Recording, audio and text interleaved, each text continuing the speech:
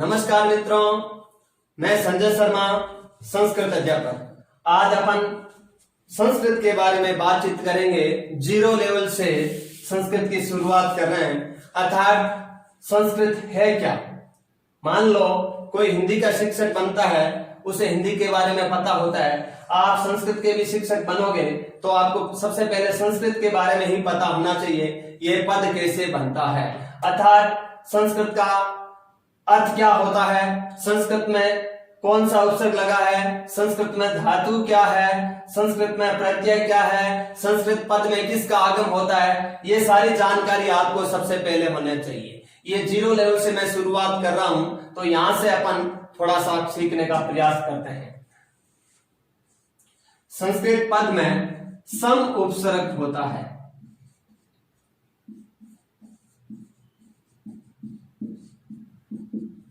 तथा संस्कृत पद में डूक्रिय धातु होती है,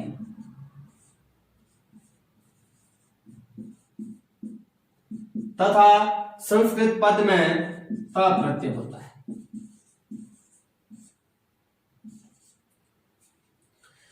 पुनः एक बार ध्यान दें, संस्कृत पद में सम उपसर्ग होता है, डोक्रिय धातु होती है, त प्रत्यय होता है। ध्यान दें, जो उपसर्ग होता है वो हमेशा संस्कृत में वह शब्दांश शब्द और धातु के आगे जुड़कर अर्थ में परिवर्तन कर देते हैं, उसे क्या कहते हैं, उपसर्ग कहते हैं। तथा वह शब्दांश शब्द और धातु के पीछे जुड़कर अर्थ में परिवर्तन कर देता है, उसे प्रत्यय कहते हैं। तो दिमाग में रखें कि संस्कृत पद में सम उपसर्ग होता है, डोक्रिय धातु होती है और गत प्रत्यय होता है। क्लियर?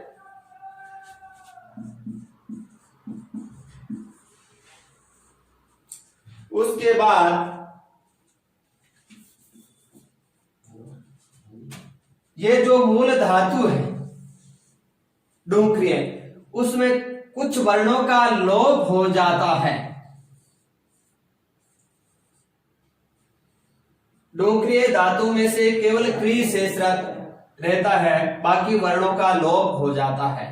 अर्थात इन वर्णों का लोप को संस्कृत में इत संज्ञा कहा जाता है।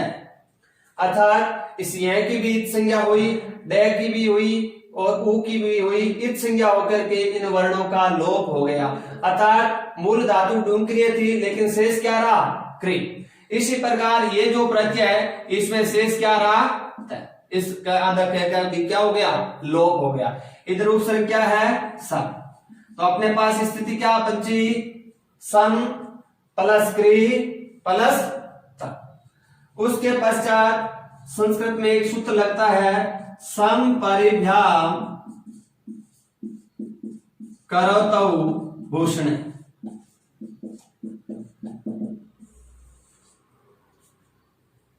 एक संस्कृत का सूत्र है, सम परिव्याम करोतौ भूषणे। ये सूत्र कहता है सम तथा परि उपसर्ग के बाद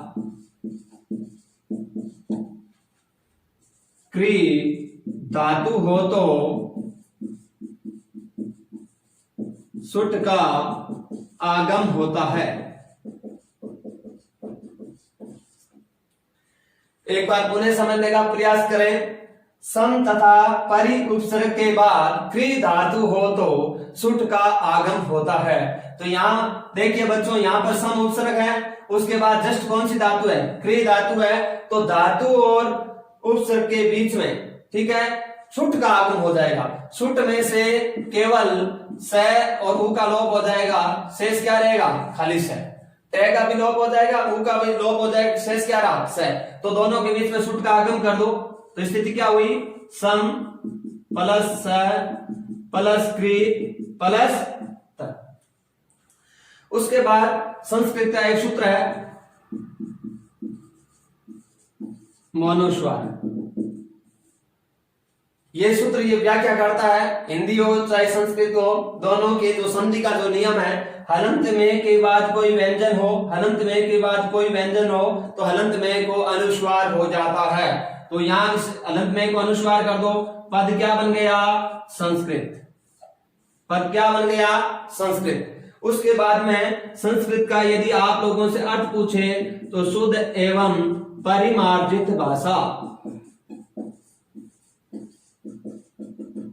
संस्कृत पद का अर्थ पूछे तो क्या बताएंगे? शुद्ध एवं परिमार्जित भाषा। परिमार्जित का तात्पर्य यह है बच्चों, ऐसी भाषा जिसको छान करके लिखी गई हो, जिसमें किसी भी प्रकार की कोई अशुद्धि नहीं हो, वह परिमार्जित कहलाता है। इस प्रकार संस्कृत का शाब्दिक अर्थ हो गया शुद्ध एवं परिमार्जित भाषा। अब देखो यहां से 0 लेवल से संस्कृत पढ़ा रहा हूं, अर्थात संस्कृत है क्या? तो सिंपल है, आपसे कोई भी प्रश्न पूछे संस्कृत पद है उपसर्ग का सम, संस्कृत पद है धातु का उपक्रिय, संस्कृत पद है प्रत्यय का कप, संस्कृत पद है किम आगम, किसका आगम होता है? शुद्धागम। संस्कृत पद है किम तात्पर्यम?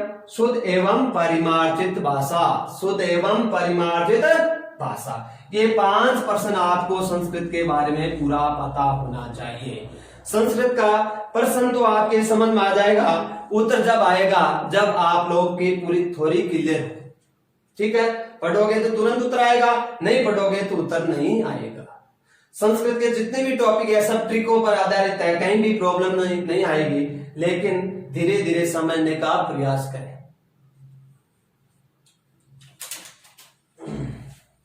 हाँ, जो लिखना चाह रहा है वो लिख लो।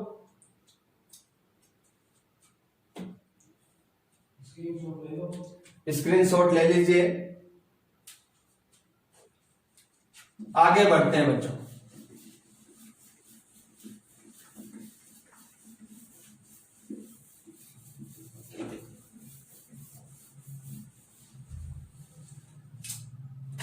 संस्कृत एक भाषा है। संस्कृत एक क्या है? भाषा। यहां से अपन बातचीत करते हैं, सामान्यतः ये पूछ लिया जाता है कभी कभार, आपको ज्ञानात्मक दृष्टि से पता होना चाहिए कि भाषा क्या है। विचारों का आदान प्रदान करना ही भाषा कहलाता है, अर्थात किसी भाव या विचार को बोलकर या लिखकर प्रकट करना ही भाषा कहलाता है। यहीं से फिर प्रश्न शुरू हो जाता है।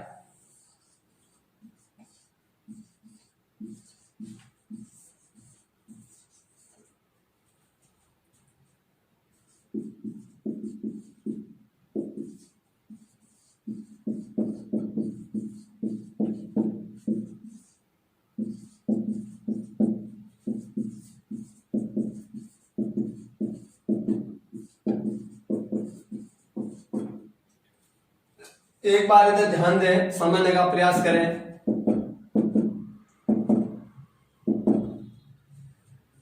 भाषा, यहां पे संस्कृत एक भाषा है, तो प्रश्न यहां से पूछा जाता है कि व्याकरणिक दृष्टि से संस्कृत भाषा को कितने भागों में बांटा गया है?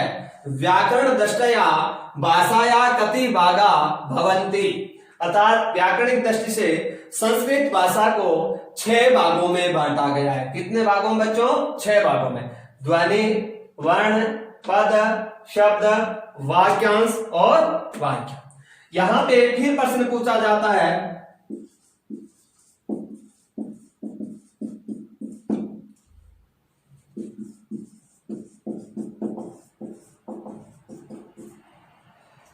भाषा की सबसे छोटी इकाई होती है, तो कौन सी होती है? ध्वनि। तथा भाषा की सबसे बड़ी इकाई होती है वाक्य। ध्यान में रखना, प्रश्न सिंपल आता है, भाषा या लघु इकाई का ध्वनि, भाषा या वृत्त इकाई का वाक्य। अब देखिए, समझने का प्रयास कीजिएगा, ध्वनि क्यों लघु इकाई होती है? वर्ण भी हो सकता है, इसको थोड़ा सा समझने का प्रयास कीजिएगा। यहां ध्वनि की परिभाषा मैं आपको समझाने का प्रयास कर रहा हूं। तो ध्वनि का तात्पर्य क्या है? ध्वनि का मतलब यह होता है भाषा की वह छोटी से छोटी इकाई जिसके टुकड़े नहीं किए जा सकते उसे ध्वनि कहते हैं। अर्थात जिसके टुकड़े नहीं किए जा सकते, मुख से उच्चारित हो रही है भाषा की वह छोटी से छोटी इकाई जिसके टुकड़े नहीं किए जा सकते, क्या कहलाती है? ध्वनि कहलाती है। जैसे मैं बोलूं क च ट त अ ई उ, और जैसे ही बोला और आपने लिखा या मैंने लिखा क च त त प, अर्थात जिनको लिपित चिन्हों के रूप में लिख दिया जाता है वह वर्ण कहलाता है। उन्हें एक बात समझे, जब तक उच्चारित कर रहे हैं वो तो क्या है, ध्वनि है, और जिनको आपने लिपित चिन्हों के रूप में लिख दिया क्या कहलाएगा संस्कृत में, वर्ण कहलाता है। क्लियर? इसी प्रकार पद और शब्द यहां पे, और वाक्यांश और वाक्य, अर्थात वह पद जिसका सार्थक अर्थ निकलता है वो तो क्या है, शब्द है, जिसका सार्थक अर्थ नहीं निकलता वो क्या बना रहता है, पद बना रहता है। इस प्रकार यहां दो ही प्रश्न वेरी मोस्ट है, ध्यान रखना, भाषा या लघु इकाई का ध्वनि, भाषा या वृत्त इकाई का वाक्य। क्लियर? यहां से अपन शुरुआत करेंगे वर्ण विचार से। टॉपिक कौन सा पढ़ेंगे, वर्ण विचार।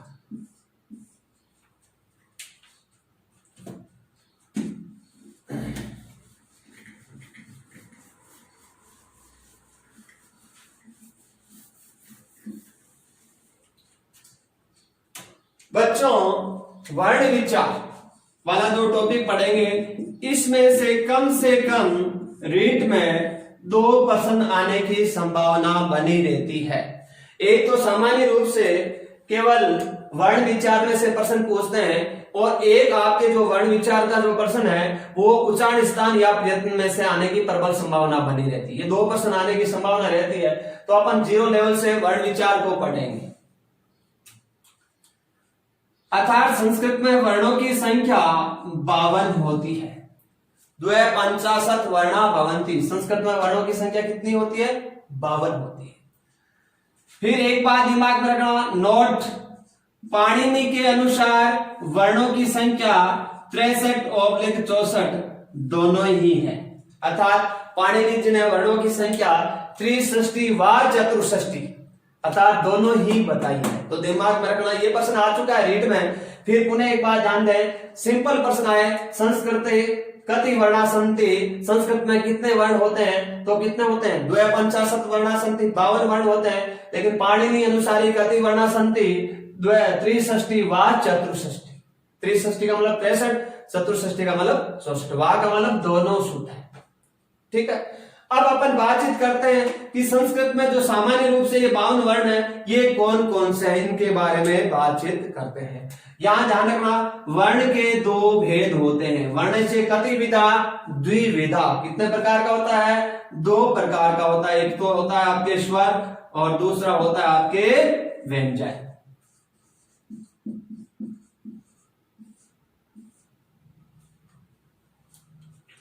एक बार पुनः समझने का प्रयास करें। संस्कृत कति वर्णा संति, संस्कृत में वर्ण कितने होते हैं, 52। पाणिनि अनुसारी कति वर्णा संति, 63 व 64। वर्ण से कति विधा, वर्ण कितने प्रकार का होता है, 2 प्रकार का होता है। एक स्वर होता है बच्चों, दूसरा होता है व्यंजन। आगे बढ़ते हैं। अब स्वर से संबंधित कंपटीशन में कौन कौन से प्रश्न आते हैं उनको एक बार समझने का प्रयास कीजिएगा।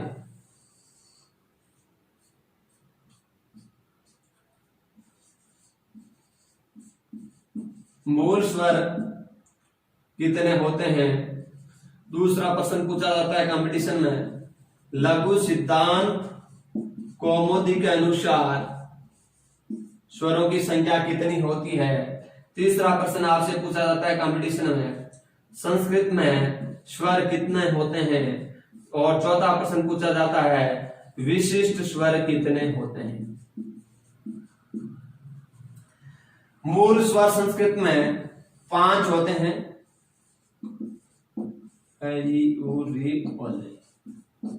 लघु सिद्धांत कौमुदी के अनुसार साफ लिखा अचय स्वरा, जो अच प्रत्यार है वो स्वर है, तो इसके अनुसार कितने स्वर होते हैं, 9।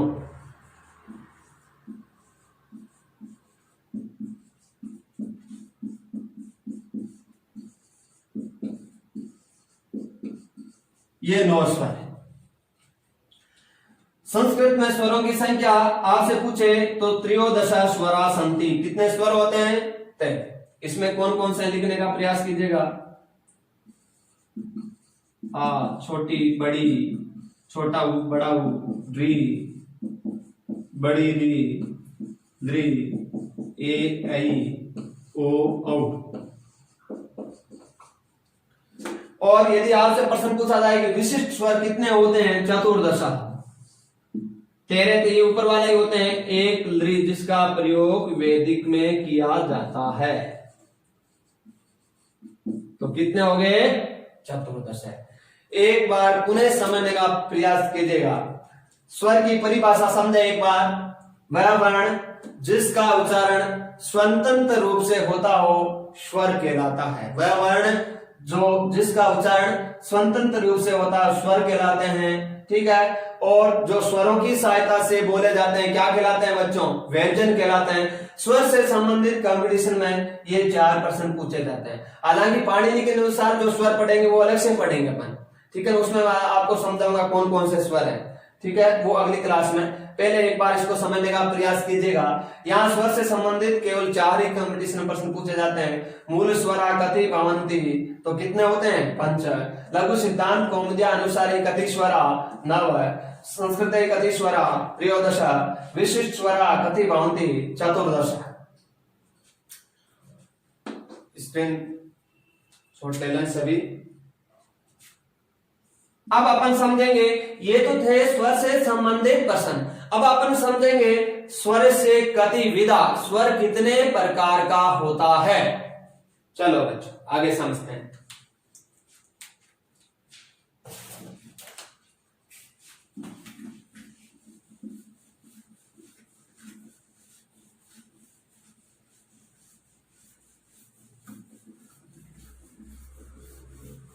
कंपटीशन में जिस प्रकार का प्रश्न पूछा जा रहा है वैसे अपने को जवाब देने हैं।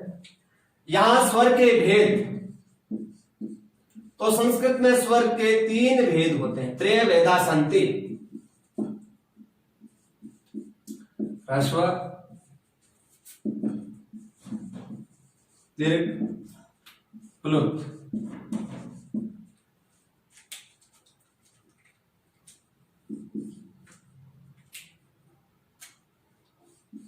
एक मात्रिक, द्विमात्रिक, त्रिमात्रिक।